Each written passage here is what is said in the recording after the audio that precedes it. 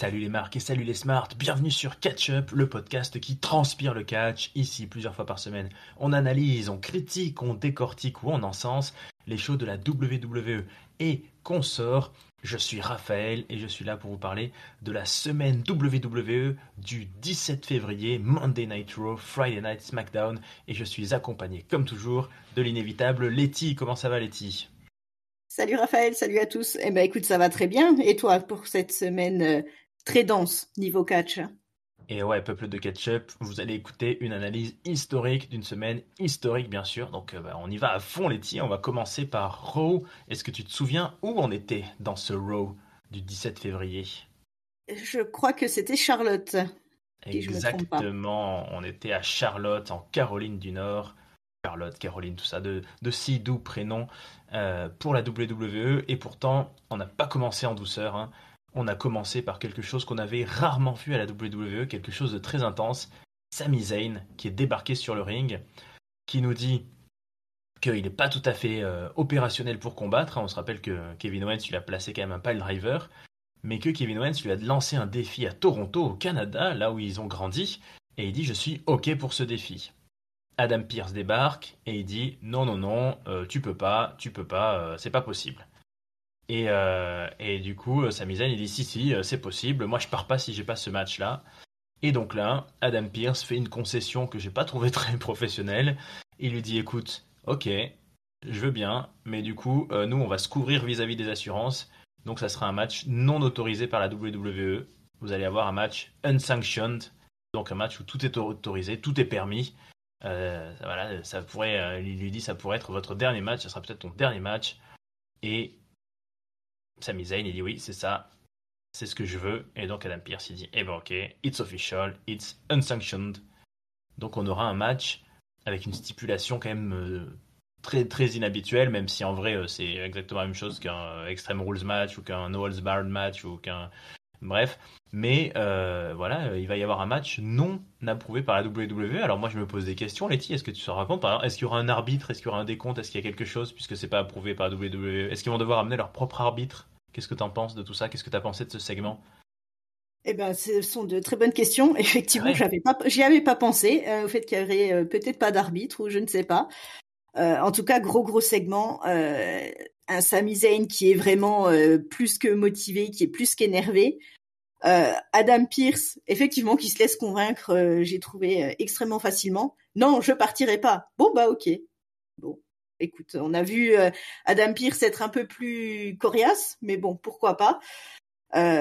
Effectivement, par rapport à ce qu'on disait les dernières semaines, si c'est le premier match d'une feud un peu plus longue, ils commencent très très fort, hein. Je ne sais pas jusqu'où ils iront, mais en tout cas, ça a l'air de commencer très très fort. Donc, très très motivé pour voir ce match. C'est peut-être un des matchs que j'attends le plus sur cette carte. Donc, voilà, très motivé. Ouais, moi je suis comme toi, on avait dit que ça serait peut-être le premier volet d'une rivalité qui allait être plus longue. Le premier volet d'une Pardon. Le premier volet d'une rivalité qui allait être plus longue parce que on voyait bien ces deux-là aller jusqu'à WrestleMania ensemble, mais que c'était logique d'avoir un match au Canada. Mais ouais, là on commence par une très très grosse stipu et c'est le genre de stipu dans lequel il va se passer des choses qui se passent pas autrement ailleurs. Donc est-ce que ça va se détruire à travers un obstacle? Est-ce que ça va faire du low-blow à tir-larigot? Je sais pas. Ça titille ma curiosité, même si j'ai trouvé le choix de la réalisation un peu étonnant, ouais, avec ce segment où ils se suivent juste sous la rampe de lancement, là, qui se parlent comme ça. C'était étrange, mais ça donnait bien ce côté, voilà, il y a une situation qui est un peu hors du commun, donc je trouve que ça renforce, ça maintient ce côté un peu hors du commun de cette FUD et ça me plaît pas mal. Dans les autres FUD qui sont en cours, il y a quand même notre champion du monde, Gunther, qui est désormais sûr d'affronter à WrestleMania le vainqueur du Royal Rumble, Jey Uso, et il n'est pas content. Donc dans ce Raw, Gunther, il est entré par le public pour se moquer de Jey Uso. Il a dit ouais, je comprends pourquoi Jey Uso il est bien dans le public parce que voilà, bah, voilà, il fait partie du public, hein, c'est pas une vraie star. Euh, et il dit que lui, en gros, lui Gunther, il est bien meilleur, hein. Il se compare à du Shakespeare qui serait devant des chiens. En français, on dirait il donne de la confiture à des cochons, quoi. Et il va provoquer aussi un peu les commentateurs, notamment Pat McAfee, qui dit vous pensez vraiment qu'il peut me battre, Jey Uso? Alors Pat McAfee il dit ouais, moi je pense qu'il peut et je pense qu'il va le faire. Et donc ça part en petite tension et Jey Uso finit par débarquer, bagarre générale, comme d'habitude, Jey Uso et Gunther et puis tous les officiels qui essayent de les séparer au milieu. Voilà, ce segment on commence à l'avoir déjà vu, ce qui nous renvoie toujours à cette question, Letty, est-ce qu'on n'est pas en train de déjà tourner en rond avant un WrestleMania qui est quand même dans un petit moment, hein. Bah, c'est un petit peu le souci, c'est que ouais, il faudrait qu'ils trouvent un petit peu de nouveauté. Effectivement, parce que là, juste en rajoutant Pat McAfee là au milieu, c'est pas assez, je trouve, pour comment dire, hyper un peu plus le truc. Voilà, Gunther. Après là, sa promo était pas mauvaise, mais disons que voilà, c'est pas le meilleur au micro. Jay qui est venu juste pour se battre, les officiels, voilà, il reste quand même, je sais plus combien ils avaient dit, 7 ou 8 semaines, je crois, avant WrestleMania. Il va falloir qu'ils trouvent peut-être de rajouter quelqu'un dedans, de rajouter peut-être une autre rivalité parallèle. Je sais pas ce qu'ils peuvent faire, mais il va falloir qu'ils innovent un petit peu parce que sinon ça va être extrêmement long. Ouais, souvent, hein, dans l'histoire de la WWE, le gars qui gagne le Rumble, il a une petite rivalité entre-temps. J'ai pas mal d'exemples en tête, et là, il n'y a pas du tout ça, donc ouais, ça peut être un peu long, ça peut se répéter, et comme tu le disais l'autre fois, Gunther au micro, il peut être très bon sur une promo ou deux pour être vraiment méprisant et pour donner envie de le voir se faire casser la gueule et en espérant qu'enfin quelqu'un soit de son niveau. Et là, sur 5, 6, 7, 8 semaines, je suis inquiet, je suis inquiet. Mais on verra, peut-être qu'ils ont une botte dans notre... une corde à leur arc, une botte secrète pour nous surprendre. En tout cas, c'était pas le seul segment micro sur le ring de la soirée, puisqu'un petit peu plus tard, on a eu le New Day, Kofi Kingston et Xavier Woods, qui la semaine dernière en main event avait attaqué Rey Mysterio, donc ils sont venus un peu dire du mal de Rey Mysterio, que voilà, Kofi Kingston a dit moi je suis resté plus longtemps à WWE que lui, je suis jamais parti, j'ai gagné plus de titres, etc.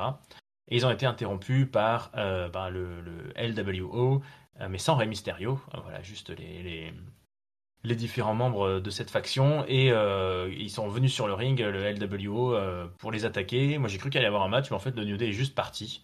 Donc c'était un petit coup dans l'eau pour faire avancer cette histoire, mais j'ai trouvé que ça aurait pu être dispensable et qu'on aurait pu aller plus vite à un match. Je sais pas si toi tu as apprécié ce segment.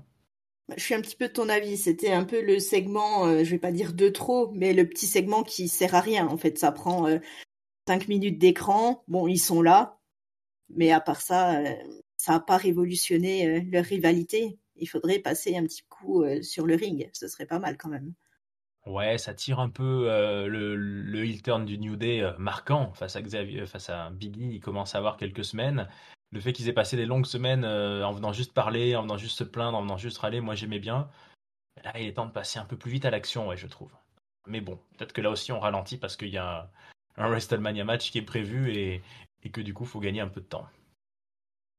Allez, peuple de catch-up, il est temps de passer sur le ring quand même, de voir des vrais matchs. Et on en a eu pas mal des matchs ce soir. Alors je vais vous les dire dans le désordre, mais vous comprendrez que c'est pour des raisons scénaristiques.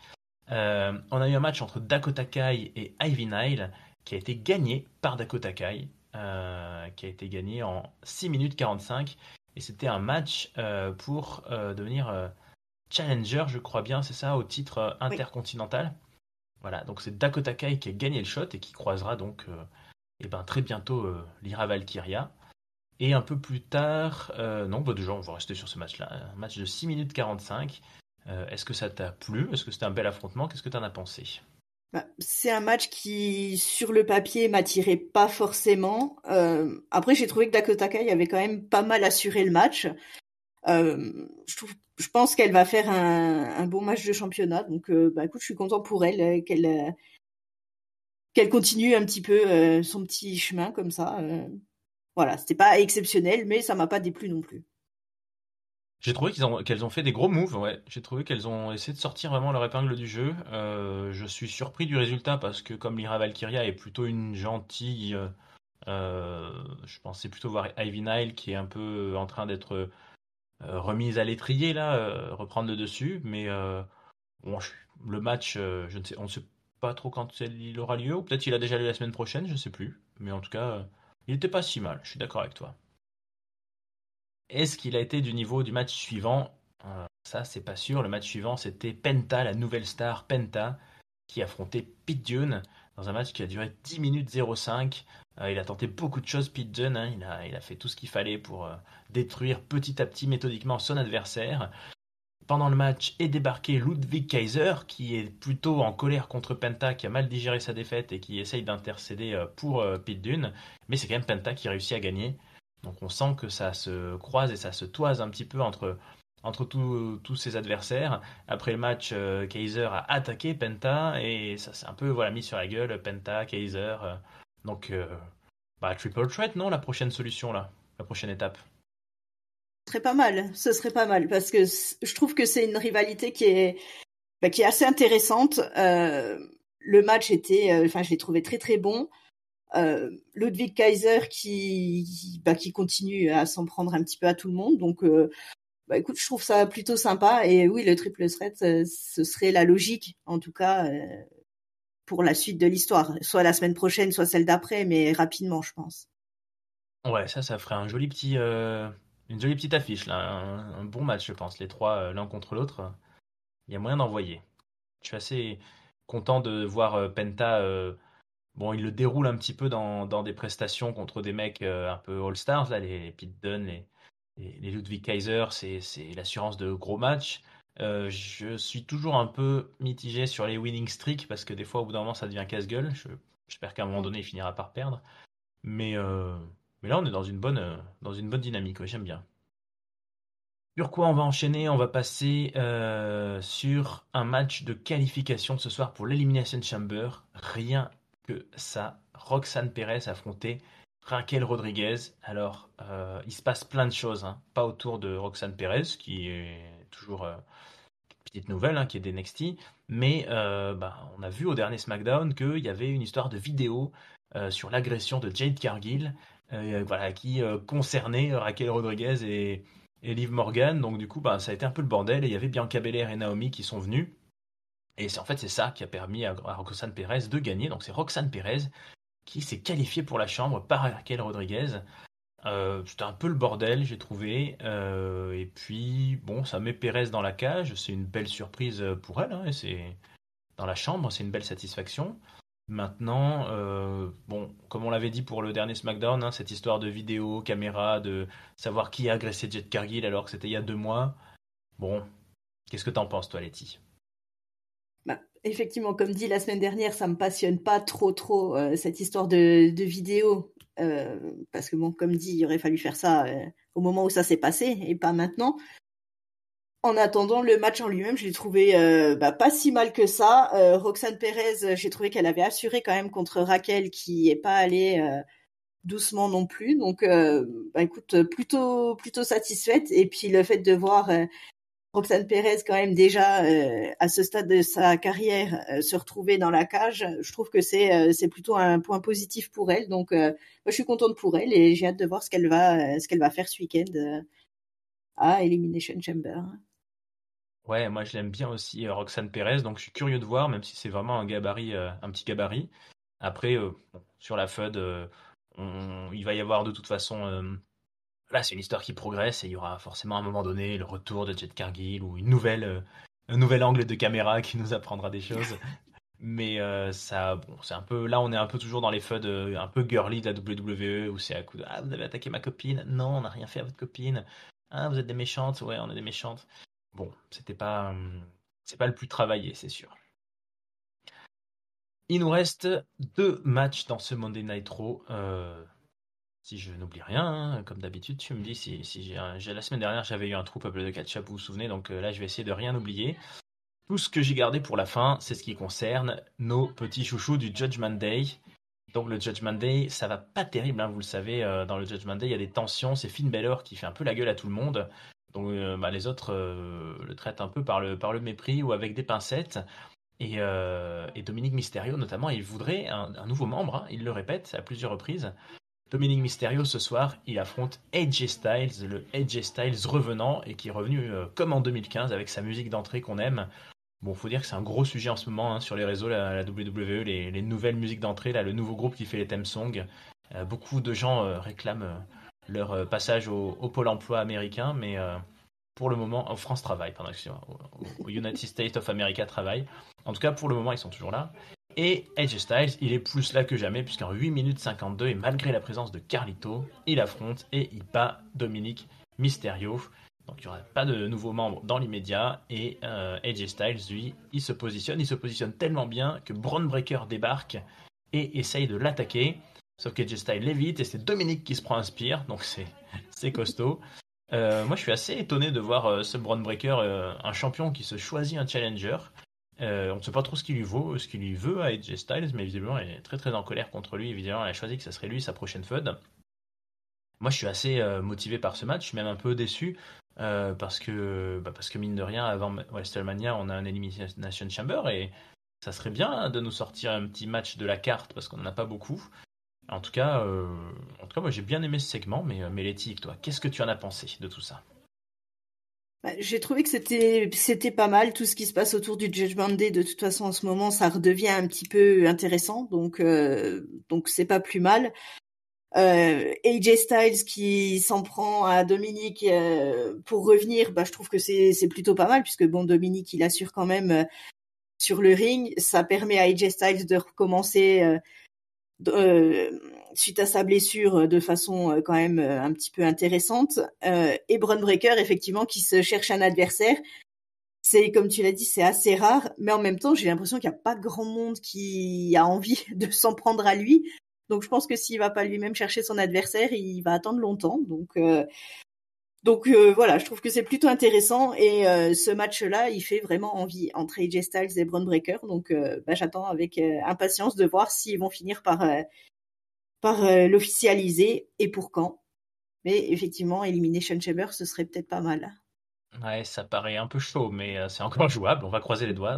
Tant que c'est pas passé, c'est toujours possible. Même, on sait que même le jour J à la WWE, le soir d'un event, on peut booker des matchs. Mais ouais, je suis d'accord avec toi. Il y a, en fait, enfin, la scène intercontinentale, on la sent un peu, justement, avec Penta, avec Ludwig Kaiser, avec Pete Dunne. Il y a Sheamus qui est là un peu, mais qui est pas là toutes les semaines. Donc, ouais, ça serait bien qu'on voit un petit peu plus. Mais en même temps, je trouve qu'ils réussissent pas mal avec Braun Breaker. Il a ce côté un peu attraction déjà, tu vois. C'est quand même un mec hyper nouveau, hyper jeune, et pourtant il arrive au Rumble, il a fait son très gros spear là.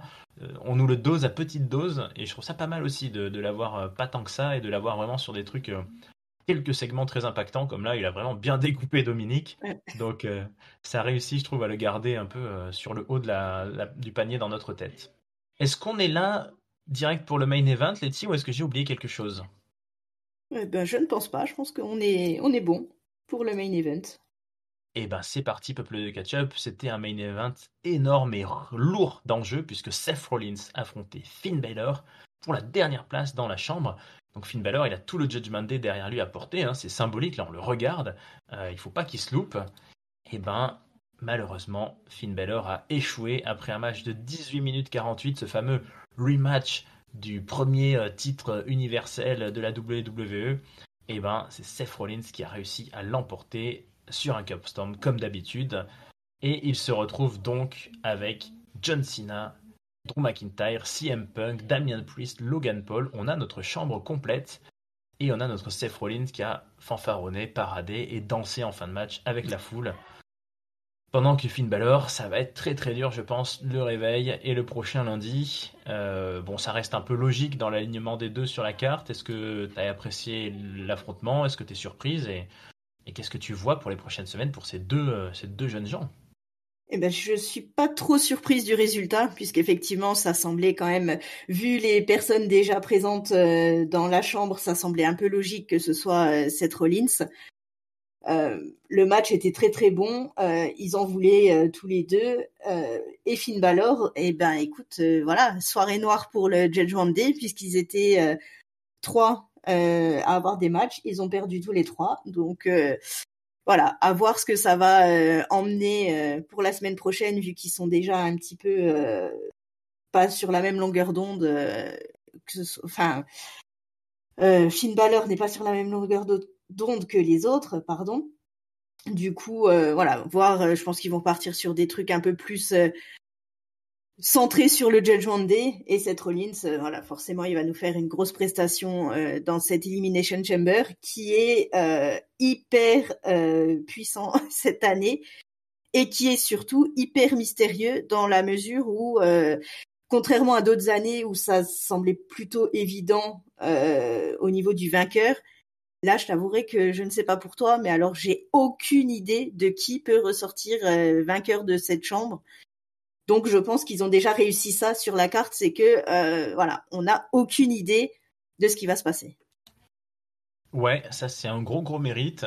C'est un gros sujet de discussion sur le Discord de Catch-Up. Hein. N'hésitez pas à aller donner votre avis. Est-ce qu'il vaut mieux avoir des Elimination Chamber où les champions défendent leur titre, quitte à ce que ça soit parfois très prévisible, puisque c'est rare qu'un champion change en cours de route de Road to WrestleMania, ou est-ce qu'il vaut mieux avoir cette place de challenger? Là, on a un très gros casting de challenger. Et comme tu dis, un gros suspense. Il y a un petit classement. C'est vrai que j'ai peu d'espoir, par exemple, pour Damian Priest. Et comme on sait que le champion affronte Cody Rhodes à WrestleMania, je suis pas sûr que Seth Rollins ait les meilleurs atouts, mais c'est vrai que entre John Cena et son Revenge Tour, enfin son Revenge Tour, non, son Farewell Tour, entre CM Punk, voilà, même Drew McIntyre, une feud de Drew McIntyre et Cody Rhodes, ça peut être envisageable. Donc, ouais, il y a un vrai suspense. Il y a un vrai suspense et puis bah, il y a un regain d'intérêt, comme tu dis, pour le Judgment Day parce que je sens qu'il y aura sûrement une proposition de nouveaux membres, donc je suis curieux de savoir qui c'est. Et puis bah, on sait que ça va péter à un moment ou à un autre, mais quand, où, comment et dans quel sens, qui va trahir qui va se retrouver seul contre qui. C'était plutôt motivant tout ça, donc j'ai bien aimé cette fin de show et ce fil rouge du Judgment Day qui continue après les mois et les années à nous intéresser. Sur ce, eh ben écoute, c'est la fin de ce Monday Night Raw, donc je vais te laisser, Letty, nous donner ton mot de la fin, ton top, ton flop et ta note, s'il te plaît, à Charlotte City. Eh bien, je vais mettre mon top à Roxane Perez, puisque, comme dit, à ce stade de sa carrière, je trouve que c'est une bonne réussite pour elle de réussir à rentrer dans la chambre. Donc, top pour elle. Le flop, flop, c'est peut-être un petit peu méchant, mais en tout cas, un mini flop, on va dire. Je vais la mettre à la promo de Gunther et Jay, puisque voilà, je trouve que ça commence à être un petit peu répétitif. Donc au-delà d'un flop, c'est plus un voilà, petit avertissement. Essayez de modifier un petit peu tout ça, sinon ça va devenir long. Et ma note, bah écoute, je vais mettre un petit 3,5.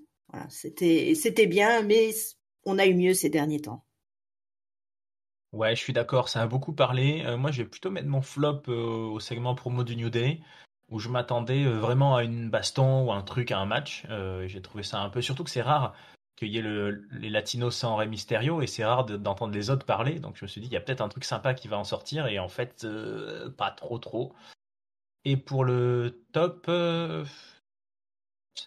ouais, toi tu l'as mis à Roxane Perez, je vais le mettre. Allez, je vais le mettre au retour d'AJ Styles. Voilà, AJ Styles qui reprend ses marques à Monday Night Raw, petit top. Et je vais être un petit peu plus sévère. C'était pas. Il y a beaucoup de segments micro, tout ça, donc je vais mettre un petit 3,25.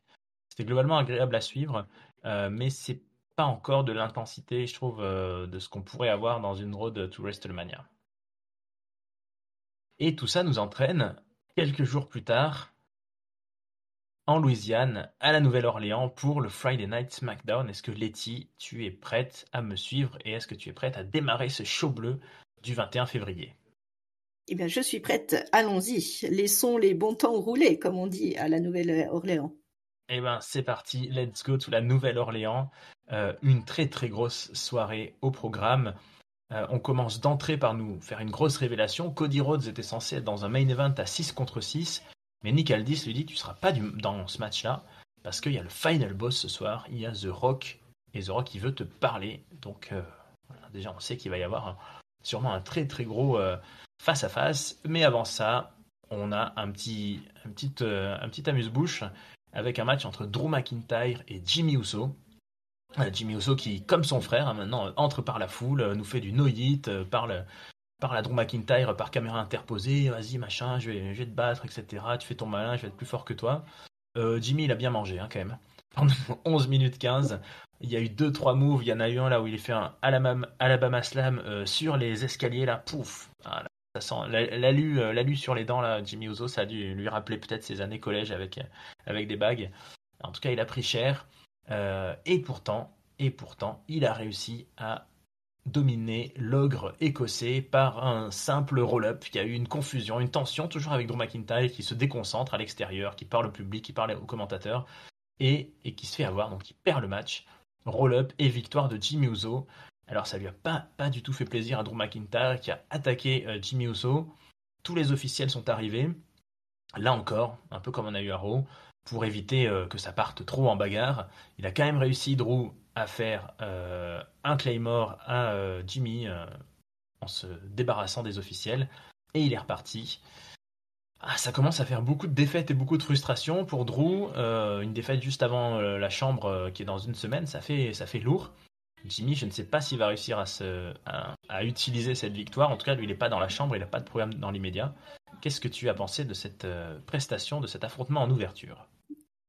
Oui, beaucoup de frustration pour Drew, mais voilà, en fait, il se fait prendre un petit peu à son propre jeu puisque voilà, comme tu l'as dit, il se déconcentre, il parle avec le public, il parle avec les commentateurs, voilà, c'est ce qu'il fait un petit peu depuis un bon moment maintenant. C'est ce qui lui avait coûté son titre gagné 5 minutes auparavant, puisqu'au lieu de se contenter de fêter, il a été obligé de s'en prendre à l'époque à CM Punk.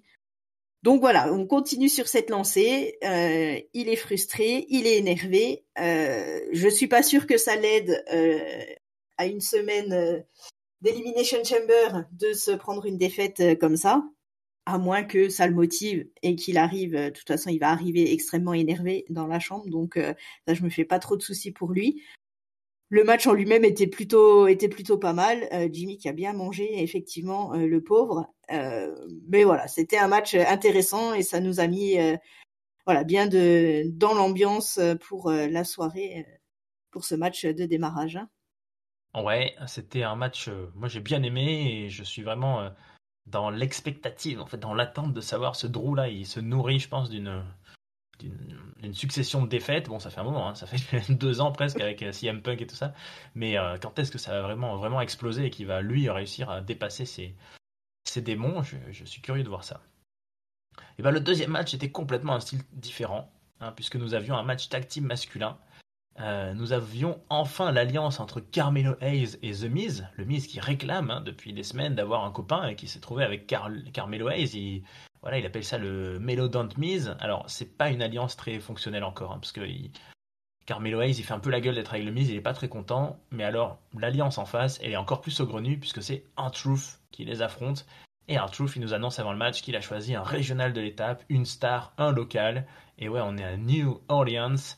On est en Louisiana et donc il est avec LA, Louisiana Knight, LA Knight, c'était son partenaire du soir. Voilà, LA Knight qui est pas du tout de Louisiane bien sûr, mais qui vient jouer le jeu. Bon, de toute façon, c'est surtout R-Truth et Carmelo Hayes hein, qui ont joué la bagarre au début du match. R-Truth, il a tellement été épuisé à un moment qu'il allait faire le tag au Miz, comme si c'était la belle époque de House on Truth. Donc évidemment, personne n'a trop compris. Euh, Il y a eu des petits moments un peu cafouilleux là avec LA Knight, ça s'est un peu raté certaines prises, mais ça a quand même conclu par la victoire de Carmelo Hayes et du Miz qui ont réussi à faire sur un Truth un combinaison de finisher que j'ai trouvé assez sympa. Le Miz il fait son Skull Crushing Finale et Carmelo Hayes il fait son espèce de brise-mâchoire pendant que LA Knight lui à l'extérieur du ring. Et ben pourquoi il était pas à l'extérieur du ring? Pourquoi il était à l'extérieur du ring, LA Knight? Parce que par surprise, il s'est fait attaquer par derrière, alors que personne n'a vu, enfin surtout pas l'arbitre, par Shinsuke Nakamura, notre champion américain Dark, euh, en préambule d'un match, je crois, qui est encore fixé entre les deux hommes, si j'ai bien compris, une revanche de la revanche. En tout cas, voilà, Shinsuke Nakamura est passé, sachez-le, il a bossé cette semaine, il est venu en Louisiane pour à peu près 30 secondes à l'écran. Est-ce que tu as aimé cet affrontement? Qu'est-ce que tu en as pensé? Et puis, est-ce que tu as hâte de retrouver Louisiana Knight les semaines prochaines? Bah, c'était un match qui était plutôt sympa. De toute façon, avec R-Truth, enfin moi j'aime beaucoup R-Truth, donc voilà, je trouve que c'est toujours marrant, c'est toujours intéressant. Euh, la petite association entre le Miz et Carmelo Hayes, donc le Miz qui continue à chercher des potes, Hayes qui était pas hyper d'accord au départ, mais finalement, je trouve qu'ils fonctionnent plutôt bien ensemble. Nakamura qui vient nous rappeler qu'il existe, donc c'est plutôt pas mal. Puis oui, voilà, le match en lui-même était pas mal. Enfin, j'ai bien aimé l'accolade avec Ertrous. Après, voilà, pour la feud entre Knight et Nakamura, c'est pareil. À un moment donné, faut s'arrêter. Mais c'est un peu récurrent avec Nakamura, c'est que ça devient très vite répétitif et ces dernières années, il peine un petit peu à ce niveau-là. Donc voilà, ils vont avoir la revanche de la revanche et puis j'espère qu'il passera à autre chose après. Ce serait pas mal. Ouais, alors passer à autre chose, je sais pas pour lequel des deux ça sera bénéfique. En tout cas, c'est marrant parce qu'on a vraiment un parallèle avec Raw, hein, c'est avec le champion qui intervient. On a parlé de Braun Breaker, là on a parlé de Nakamura, ça fait pas du tout le même effet quand même, je trouve. À Nakamura, on a vraiment ce côté un peu, il tire vers le bas, il tire en arrière les autres. Le match était très fun, j'ai trouvé. Arnold il nous a régalé et tout le monde a bien joué le jeu. Carmelo et le Miz, je pense que ça va vraiment prendre. Je pense que c'est une belle idée. Et puis, ouais, on a hâte de voir LA Knight contre Nakamura. On verra qui gagne. Si LA Knight reprend le titre, moi je serais content pour lui. Si Nakamura le garde, pour rien en faire et pour le perdre dans un mois ou deux contre notre Damian Priest ou je ne sais pas qui, ou Jimmy Uso, peut-être, on peut envisager ce genre de feud. Ça m'irait bien aussi, mais bon, ouais, c'est pas lui, il nous a un peu gâché la fête presque. On va rester sur les affrontements de la soirée, hein, puisqu'il y en a eu quand même quelques-uns. Ensuite, on a eu Tiffany Stratton, qui est venue sur le ring nous parler d'à quel point voilà, elle est contente d'être celle qui va affronter Charlotte à WrestleMania. Elle nous parle aussi du match qu'elle va avoir à Elimination Chamber contre Nia Jax, où elle sera en tag team avec Trish Stratus, souvenez-vous.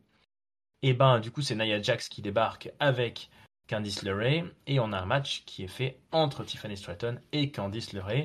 Un match avec beaucoup d'interventions, puisqu'en plein match, Charlotte Flair a débarqué pour aller aux commentaires. Voilà, c'était peut-être un peu tardivement au programme, mais elle est venue commenter le match et le regarder. Bien sûr, ça a été beaucoup d'interventions et de présence de Nia Jax sur le bord du ring, qui a même pris quelques coups par Tiffany Stratton. Tiffany a réussi à s'imposer. Notre championne a gagné en 13 minutes. Elle a réussi à placer son moonsault. Et ensuite, Nia Jax est venue l'attaquer, mais Trish Stratus a débarqué. Voilà, Trish Stratus, la légende, qui débarque comme n'importe quel sidekick à la WWE. Mais Nia Jax les a détruits toutes les deux. Nia Jax a détruit Trish Stratus et Tiffany Stratton.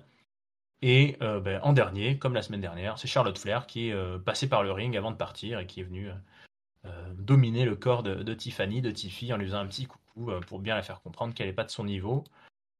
Alors là, pour le coup, on mêle un petit peu ce qui va se passer à Elimination Chamber, ce qui va passer à WrestleMania, tout ça, mais notre championne continue de gagner quand même, hein.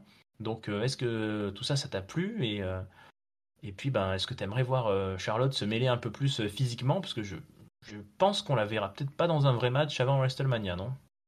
J'ai du mal à y croire aussi, même si je pense que ça pourrait être bénéfique aussi pour elle et pour Tiffy que peut-être qu'elle se trouve une petite rivalité parallèle aussi, qu'elle fasse un petit peu autre chose. Parce que comme pour Gunther et Jay, si chaque semaine ça se passe comme ça, Tiffany qui a un match et Charlotte qui attend qu'elle se fasse défoncer à la fin pour venir lui dire qu'elle est pas assez forte, je pense que ça va aussi commencer à être long assez rapidement. Mais voilà, le match en lui-même était pas exceptionnel, il était pas nul non plus. Voilà, je suis un peu mitigée en fait. Je m'attendais pas forcément à grand chose, mais en même temps, je m'attendais à mieux. Donc, je suis un petit peu partagée. J'ai pas trop. Je suis assez neutre en fait. Voilà, Ah. c'est pas. Ça m'a pas passionné.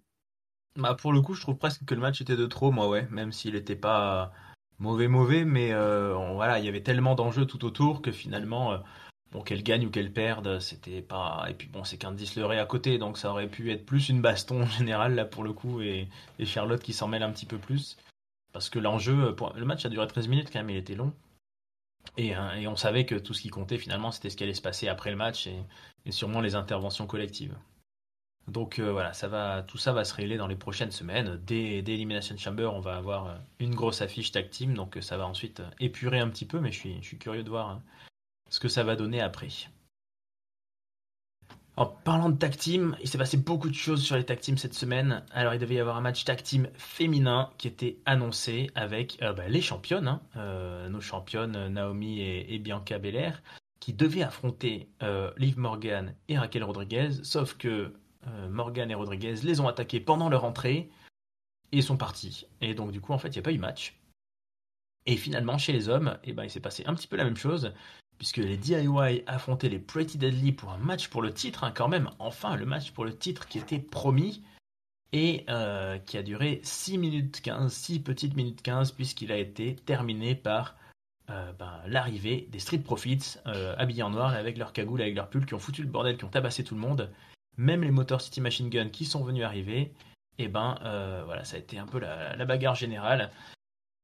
Donc je sais que tu es très fan de ce qui se passe sur la scène tag team, mais est-ce que t'es pas un petit peu déçu d'avoir eu ces deux matchs finalement escamotés et puis les Street Profits, c'est bien gentil de venir attaquer tout le monde pendant les matchs, mais est-ce que il serait pas temps d'avoir leur match à eux aussi? Oui, ce serait bien qu'ils viennent autrement que pour attaquer les gens, mais je trouve que c'est quand même toujours assez intéressant. Le fait que le match ne se soit pas terminé, ça garde les Pretty Deadly encore dans l'histoire pour quelques temps.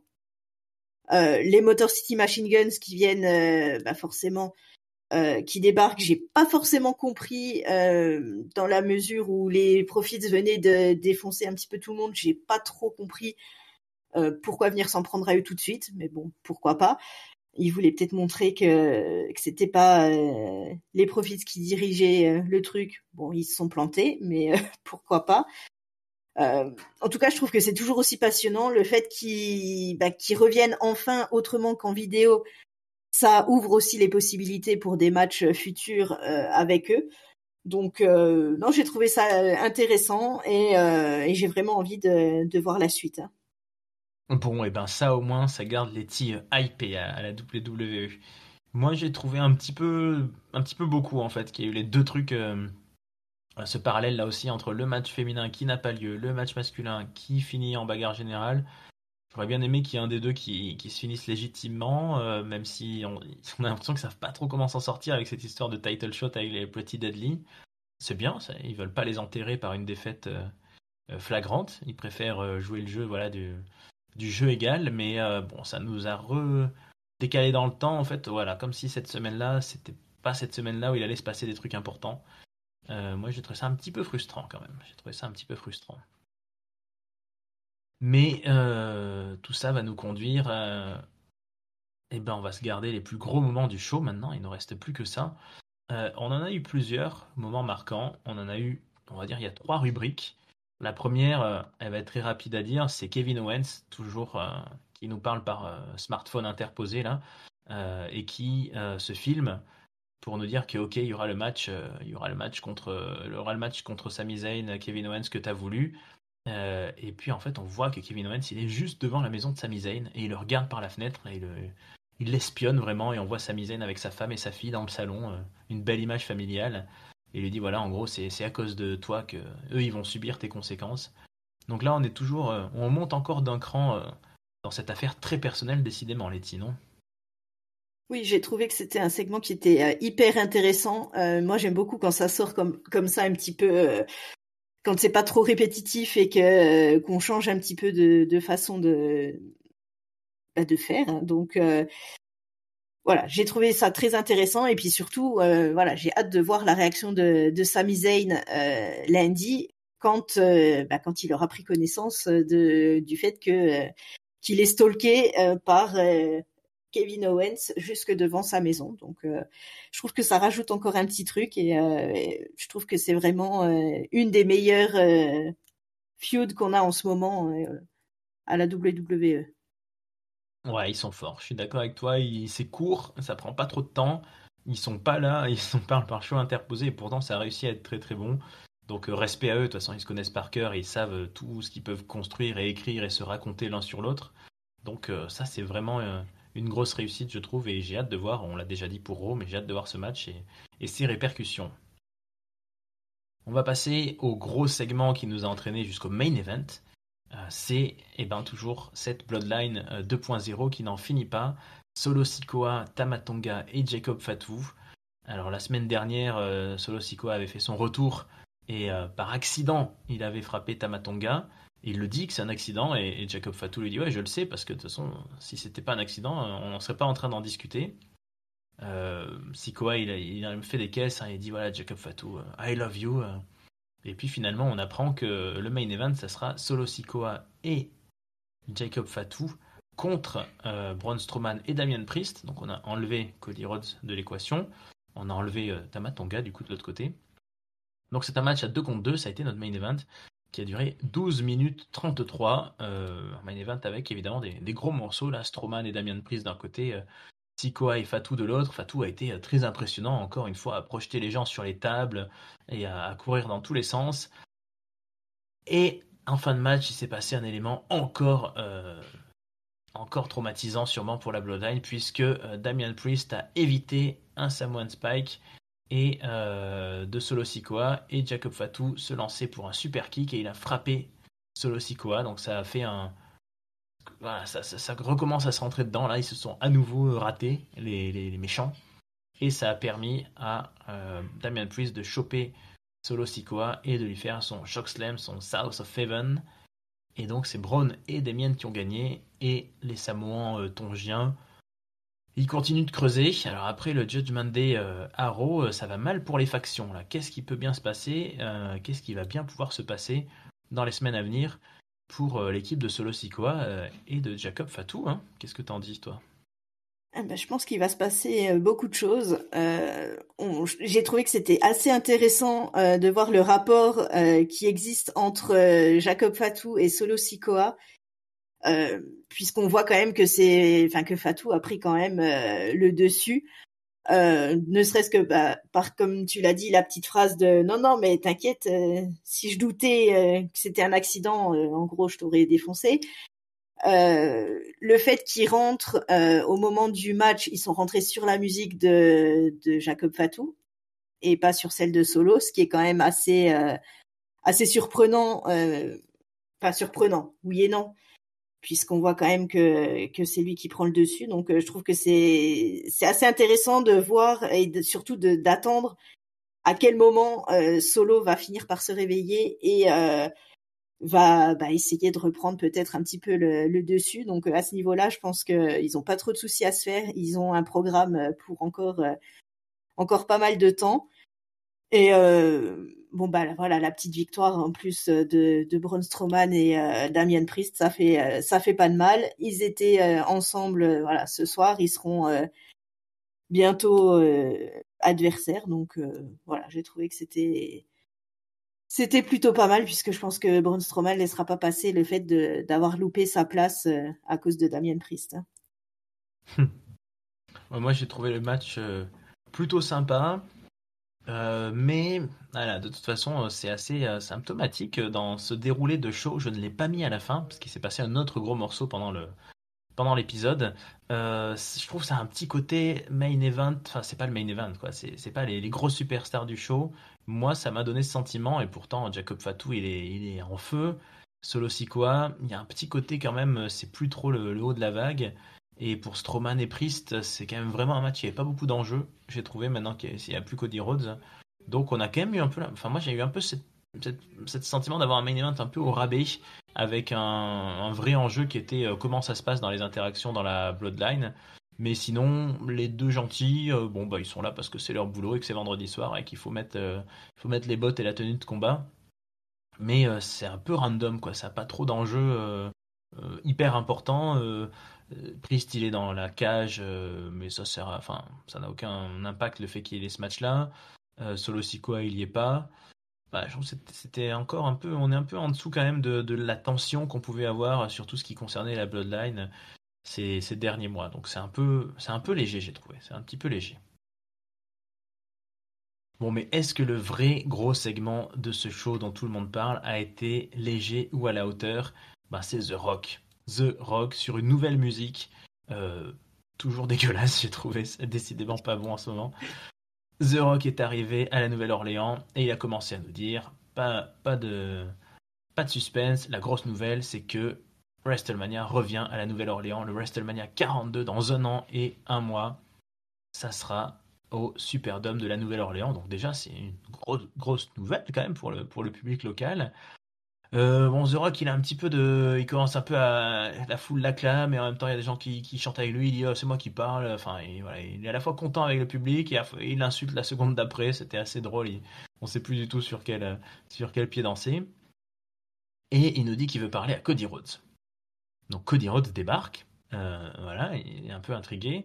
Et là, The Rock, il nous raconte une histoire improbable. On n'était pas du tout au courant. Il nous raconte que depuis le dernier WrestleMania quand même, où The Rock a tout fait pour l'empêcher de devenir champion, il lui a mis tous les bâtons dans les roues, et ben il lui dit on est devenus amis depuis, on se voit, voilà, je t'ai invité vers chez moi, tout ça, je t'ai invité à l'avant-première de mes films, nos mamans sont devenues amies, donc on a une photo de Mama Rhodes et Mama Rock.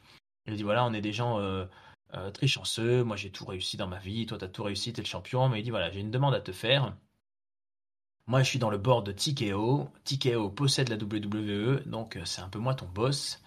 Et elle lui dit, j'ai envie que tu deviennes mon champion. Alors, on comprend pas trop ce qu'il veut dire. Genre, Cody Rhodes, soit mon champion. Il dit, écoute, l'année dernière, quand même, souviens-toi. euh, Moi, je suis revenu, j'ai dit, je veux The Rock contre Roman Reigns. Je veux le grand match que tout le monde attend. Et on est allé te voir. J'ai dit à Triple H et Nick Khan de te parler. Et toi, t'as dit OK. Et puis après, t'as dit fuck you en gros, et t'as bazardé tous les plans qu'on avait pour WrestleMania. Et en plus de ça, pendant la rivalité, en gros, tu m'as mis une baffe. Et ça, c'est bien pour ça que je suis fier de toi, en gros. Et il y a bien que toi qui peux te permettre ça. Donc t'es vraiment un très grand champion. Mais il lui dit, tu vois, moi je suis encore plus haut que ça. J'ai des millions, bientôt des milliards de followers sur les réseaux sociaux. Et puis il lui fait le jeu là en levant la main. Il dit, mais moi je suis là-haut, toi t'es encore un peu en bas. Mais si tu acceptes de devenir mon champion, tu seras tout en haut. Il lui dit tes rêves les plus fous, les rêves les plus fous de ta femme, les rêves les plus fous de ta petite fille peuvent être réalisés. Mais tout ça, il faut que tu deviennes mon champion. Alors Cody Rhodes, il est un peu comme nous, on dirait qu'il a le regard un peu dans le vide, il dit de quoi tu parles et tout.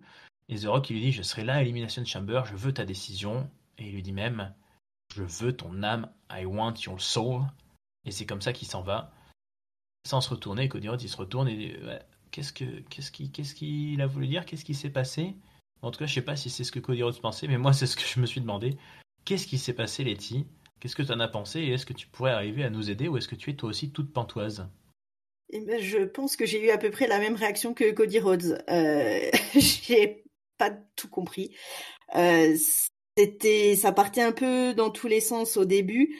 Euh, un coup, voilà, comme tu dis, il rigolait. Un coup, il insultait le public. Un coup, enfin, on savait pas trop où il voulait en venir. Et toute cette histoire d'être mon champion. Ok, il nous parle de ses followers, mais alors du coup, on comprend pas trop. C'est quoi le deal?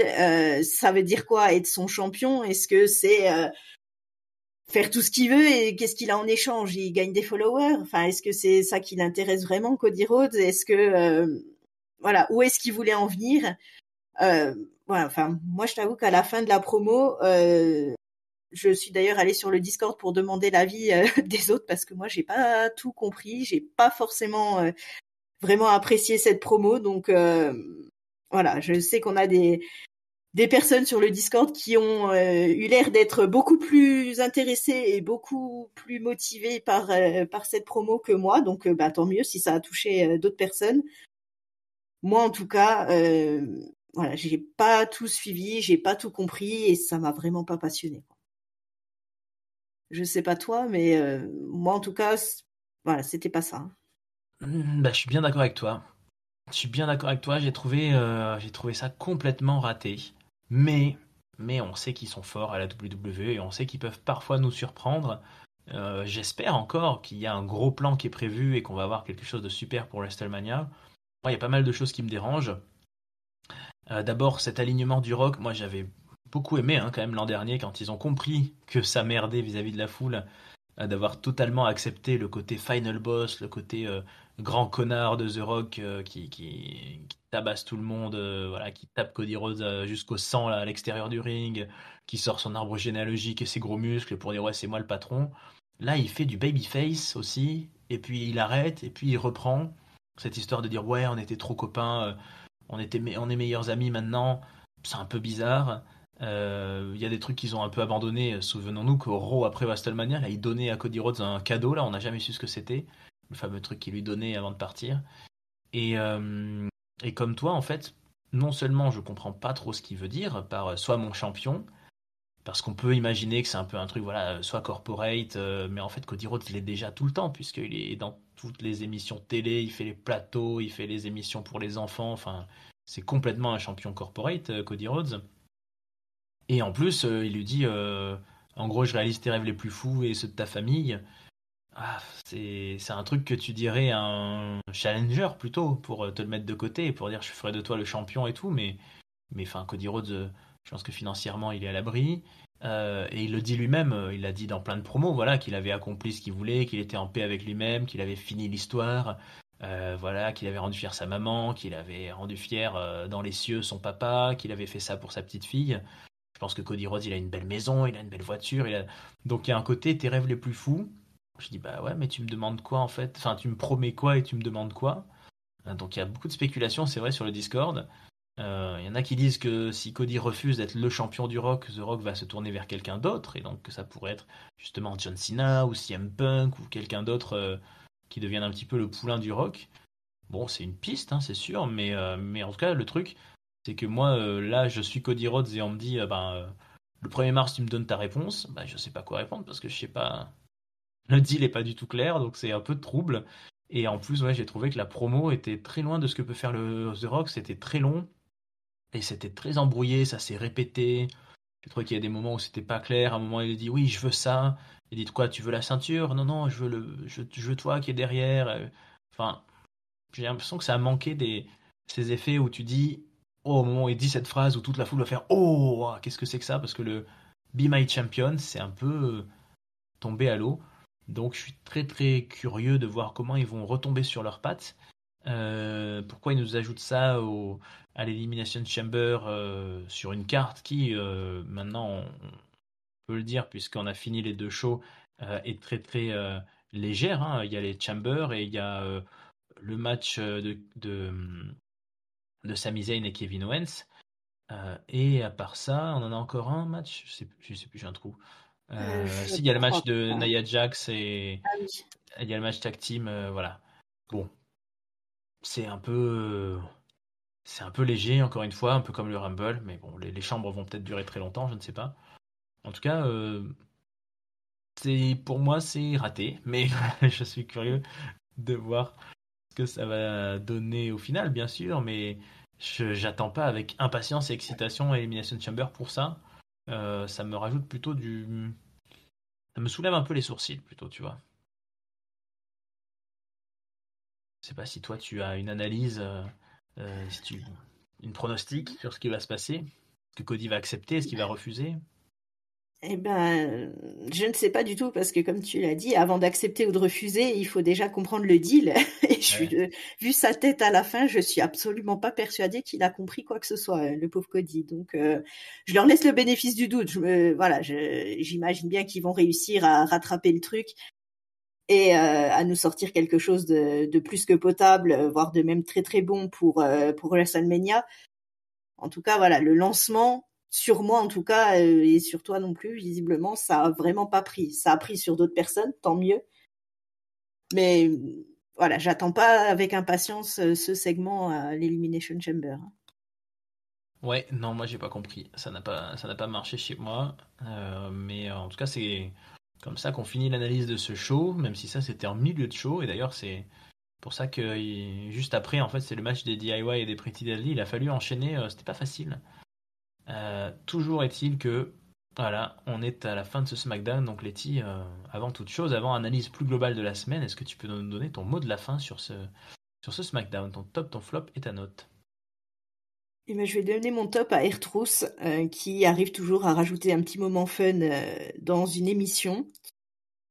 Le flop, bon bah voilà, sans trop de surprise, je vais la donner à la promo du Rock puisque voilà, comme dit, j'ai pas tout compris.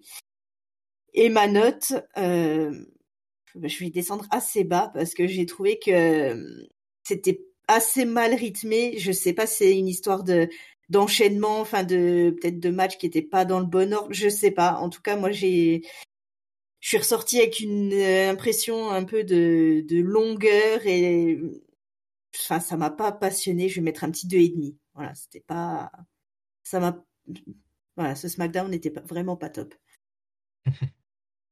Eh ben écoute, je suis bien d'accord avec toi et je vais mettre exactement la même chose que toi. Donc top à R-Truth qui nous a beaucoup fait rire, flop au Rock et moi je vais mettre 2,25, je vais même aller plus bas. J'ai vraiment eu le sentiment, en fait j'ai eu un peu l'impression qu'on était dans un go-home show presque, parce que je trouvais que rien n'avait beaucoup d'importance. Enfin tout était un peu, on passe et à la semaine prochaine. Bon, Jimmy Uso qui bat Drew McIntyre sur un roll-up, c'était un peu inattendu, mais voilà, c'était un élément de plus pour créer un peu de tension. Les histoires des tag teams, des matchs qui sont prévus mais qui n'ont pas lieu, qui n'ont pas vraiment lieu, bah ok, revenez la semaine prochaine, on verra autre chose. Le main event était pas si mauvais, mais de toute façon, ça déclenche pas sur un enjeu, sur une place de title shot, un truc comme ça. C'était un peu pour le gala. Tiffany Stratton, Candice LeRae, c'est pareil, c'est pas du tout Tiffy Time. On n'a pas envie de la voir contre Candice LeRae en ce moment, on veut voir d'autres choses. Donc 2,25, vraiment, vraiment grosse déception sur ce SmackDown à la Nouvelle-Orléans. En ce moment, je sais pas si tu as vu, mais il y a beaucoup, beaucoup de discussions sur les réseaux sur les prix des places des shows de la WWE, puisqu'apparemment, c'est pas encore tout à fait sold out, ni Elimination Chamber, ni WrestleMania, et qu'il y a enfin, les places sont très très chères. C'est sûr que là, s'il avait fallu payer 400 ou 500 euros ce show-là, j'espère qu'ils nous feront mieux à Clash in Paris, mais on sait qu'ils vont nous faire mieux, bien sûr, évidemment. Mais là, ça donnait pas très envie, j'ai trouvé, pour le reste des shows. À une semaine d'Elimination Chamber, où, comme tu le dis, on a un gros suspense, je pense, pour les deux chambres. Et pour le reste, eh ben, on sait pas trop ce qui va se passer non plus, mais j'espère juste que The Rock et Cody Rhodes nous feront quelque chose de mieux. Là, ça semblait presque pas préparé non plus. Enfin, Cody Rhodes, il avait l'air de pas plus savoir ce qu'il allait se dire que nous, quoi. On a vraiment l'impression effectivement enfin, il découvrait, il était vraiment à la place du public en fait. C'était très bizarre, hein. Ouais. Donc, il n'était pas préparé à ce qui se passait, et à la fin, il avait pas l'air d'avoir plus appris que nous. Donc, c'était surprenant, mais peut-être que, peuple de catch-up, vous avez une meilleure analyse, vous avez une surprise, vous avez une réponse. N'hésitez pas à nous le dire, et ça, vous pouvez le faire en commentaire. Bien sûr, en commentaire sur YouTube, par exemple, ou sur le Discord de Catch-up, et la chaîne YouTube. Évidemment, vous pouvez aussi nous écouter sur toutes les bonnes plateformes de podcast, hein, partager à vos amis, que ce soit les Deezer, les Spotify, les Google Podcasts, les Apple Podcasts. Voilà, en gros, vous pouvez nous retrouver partout parce qu'on continue bien sûr cette road to WrestleMania et to Elimination Chamber. Il nous reste un Raw et un SmackDown avant cette grosse soirée en cage. N'hésitez pas à partager, à commenter et à nous donner votre avis. Et puis nous, on va continuer de réfléchir à cette promo du Rock et on se voit la semaine prochaine peut-être, Letty, pour voir si on a une réponse. Eh ben certainement, il n'y a pas de problème. Allez, merci beaucoup d'avoir participé à cette émission, Letty. Merci, Merci à peuple de toi. Catch-up. Ouais, on se retrouve très bientôt. Peuple de Catch-up. Ciao, Letty. Ciao à tous. Salut Raphaël, salut tout le monde.